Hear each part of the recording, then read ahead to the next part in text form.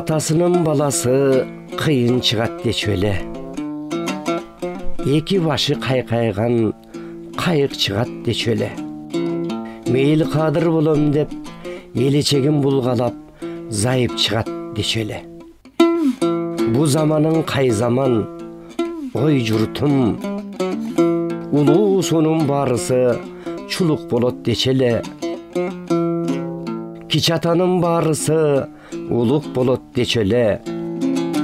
Жан жуун азайып шамал болот дечү эле. Адамзаттын билгени амал болот дечү эле.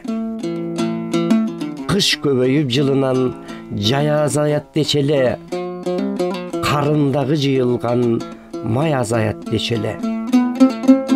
Короо догуң айдаган кой азаят дечү эле. Бойго жеткен кыздардын баштагыдай көркү жок, той азаят дечү эле. Кыз 15ке чыкканда энесине баш бербей боюн күйлөйт дечү эле. Эм казамат баарысын катын бийлейт дечү эле.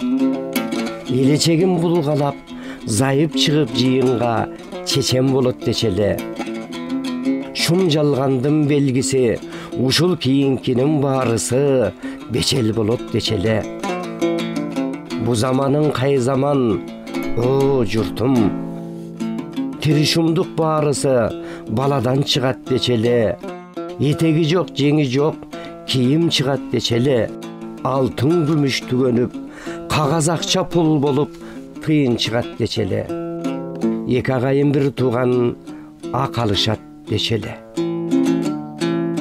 Даярдаган Айда Исабек кызы, окуган Шекербек Адылов.